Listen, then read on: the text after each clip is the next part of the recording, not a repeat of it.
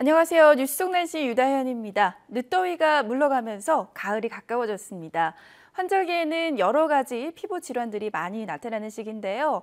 그중에서도 머리 숱이 급격하게 줄어드는 탈모 환자들의 걱정이 이 환절기에 가장 심해집니다. 특히 각종 스트레스나 질병으로 젊은 층 탈모도 해마다 늘고 있는데요. 오늘은 디오네 클리닉 김고은 원장님과 함께 이 탈모 예방법에 대해서 이야기 나눠보겠습니다. 원장님 안녕하세요. 안녕하세요. 네. 자, 예전에는 탈모하면 연세가 좀 지긋하게 드신 분들이 많이 생기는 걸로 알고 있었는데 지금은 젊은 층 환자가 이 탈모 인구의 절반 이상을 차지를 하고 있다고 해요. 그 이유가 궁금한데 실제 어느 정도로 이렇게 많은 비율을 차지하고 있나요? 네. 예전에는 중년 이후 남성의 질환이라고 여겨졌던 탈모가 요즘은 나이와 성별을 가리지 않고 확대되고 있는 추세인데요. 국민건강보험공단에 따르면 국내 탈모 인구가 전 국민의 14%, 약 700만 명으로 추산했습니다. 탈모 잠재 인구까지 생각한다면 탈모 환자는 무려 1,000만 명가량 되는 걸로 생각할 수 있으므로 우리나라 5명 중 1명은 탈모로 고민하고 있는 셈입니다. 특히 최근에는 20, 30대 젊은 층에서 탈모 환자가 급격히 늘어나고 있습니다. 국민건강심사평가원에 따르면 2013년 기준으로 전체 탈모 환자 중에 20, 30대 환자의 비중은 거의 절반인 45%를 차지하고 있고 탈모 때문에 남모를 스트레스에 고민인 여성들도 빠르게 늘어나고 있습니다. 안타까운 점은 젊은 층에서 탈모가 심각해질수록 대인관계는 물론 취업과 결혼에도 큰 지장을 받을 수밖에 없어서 탈모로 인한 스트레스가 더 크다는 것입니다. 네, 탈모를 일으키는 원인 중 환경적인 요인, 즉 스트레스가 가장 많다고 하셨는데요. 이것 말고도 요즘 같은 환절기가 또 치명적이라면서요. 네, 탈모 현상은 가을철에 가장 심해지게 되는데요. 가을이 되면 탈모에 영향을 미치는 남성 호르몬인 테스토스테론이 일시적으로 증가하기 때문입니다.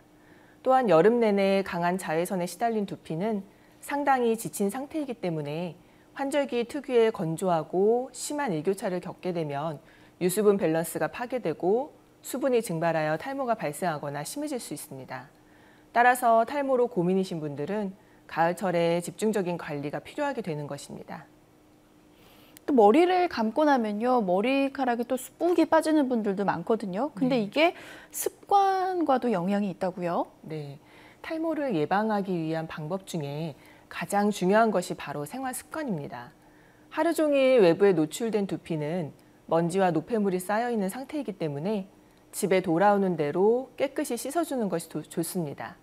또한 머리를 감고 나면 충분히 말려주는 것도 중요한데 젖은 모발과 두피는 세균이 번식하기 좋은 환경을 제공하기 때문입니다.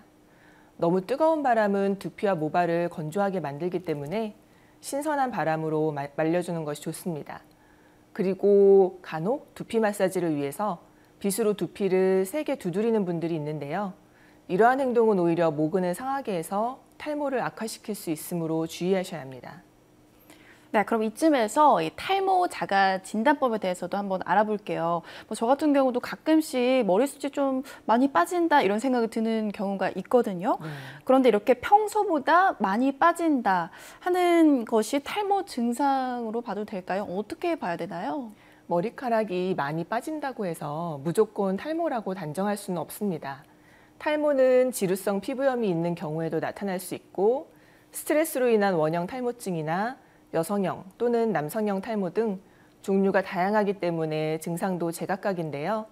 공통적으로 모발이 가늘어지며 푸석해지고 힘이 없어지는 것은 탈모 초기 증상일 가능성이 높습니다. 머리를 감을 때 평소보다 눈에 띄게 많은 머리카락이 빠지는 증상이 일주일 이상 지속되거나 자고 일어난 뒤에 베개에 머리카락이 많이 붙어 있는다든지 부분적으로 두피가 보일 정도로 머리카락이 없는 곳이 있다면 탈모로 의심하고 빨리 병원을 찾으시는 것이 좋습니다. 네, 요즘 탈모 예방에 좋다는 샴푸들도 많이 나와 있는데 이것만 쓰면 좋아진다, 탈모가 영영 안녕이다 이렇게 광고들을 많이 하잖아요. 네. 그런데 이게 정말 효과가 있을지도 궁금합니다. 어떤가요? 최근에 탈모 인구가 급격히 증가하면서 탈모 치료를 위한 여러 가지 의약품이나 의약 외품을 광고하는 업체들도 눈에 띄게 늘어나고 있는데요. 시중에 판매되고 있는 탈모 방지 샴푸는 실제로는 탈모 치료에 거의 효과가 없습니다. 샴푸에 들어있는 계면 활성제를 포함한 여러 화학 제품들이 두피에 남으면 탈모에 악영향을 끼치기 때문에 탈모 전용 샴푸로서 천연 샴푸나 두피 샴푸 등 다양한 제품들이 선보이고 있지만 탈모 방지 샴푸는 어디까지나 탈모의 진행을 늦추는 역할을 할 뿐 치료가 될 수는 없다는 점 명심하셔야겠습니다. 네. 이 탈모 샴푸뿐만 아니라 요즘에는 탈모 치료제도 많이 나오고 있는데요. 그런데 탈모 치료제도 탈모 유형에 따라서 먹는 약의 종류가 다르다면서요? 네, 남성형 탈모는 대머리에 가족력이 있는 사람에서 20대나 30대부터 모발이 점차 가늘어지며 이마와 머리털의 경계선이 뒤로 밀리면서 양측 측두부로 M자 모양으로 서서히 진행됩니다. 여성형 탈모는 남성형 탈모와 비교해서 이마 위에 모발선이 유지되는 편이고 머리 중심부의 모발이 가늘어지고 머리숱이 적어지는 특징을 가집니다. 원형 탈모증은 다양한 크기의 원형 또는 타원형의 탈모반이 발생하는 점이 특징적인데 주로 머리에 발생하고 드물게 수염이나 눈썹, 속눈썹에도 생길 수 있으며 증상 부위가 확대되면서 큰 탈모반이 형성되기도 합니다. 머리카락 전체가 빠지면 전두 탈모증, 전신의 털이 빠지면 전신 탈모증으로 구분합니다. 휴지기 탈모증은 다른 원인에 의해 발생하는 탈모로 원인 자극 발생 후 2 내지 4개월 후부터 탈모가 시작되어 전체적으로 머리숱이 감소하게 되며 원인 자극이 제거되면 수개월에 걸쳐서 휴지기 모발이 정상적으로 회복됨에 따라 모발 탈락은 감소하게 됩니다.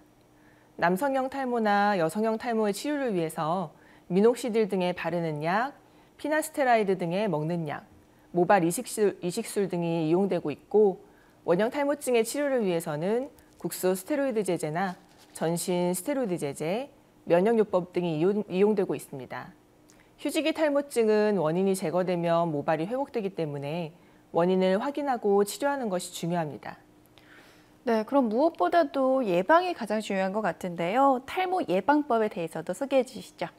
탈모를 악화시키는 요인으로는 급격한 다이어트로 인한 영양 불균형, 환경오염, 적절치 못한 두피 관리, 불규칙한 생활습관 등이 있습니다.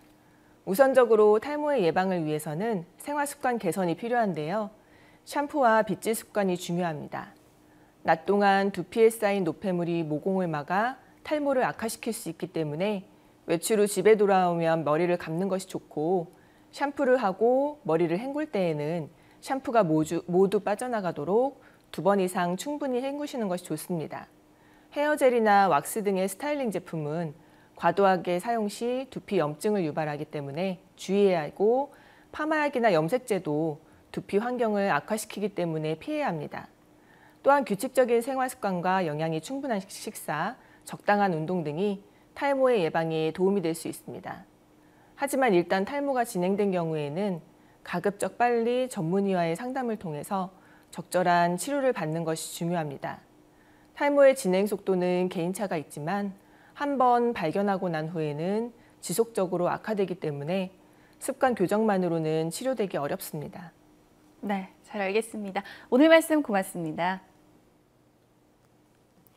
머리숱이 줄어드는 탈모 때문에 고민이신 분들 많으시죠? 시중에도 이것저것 낫게 해준다는 제품들이 즐비한데요. 그런데 탈모의 가장 좋은 치료 방법은 스트레스를 줄이는 방법이라고 합니다. 또한 생활 습관 개선만으로도 큰 효과를 볼 수 있다고 하니까요. 오늘 말씀드린 정보 꼭 기억해 두셨다가 활용해 보시기 바랍니다. 뉴스 속 날씨 오늘 준비한 소식은 여기까지입니다. 시청해 주신 여러분 감사합니다.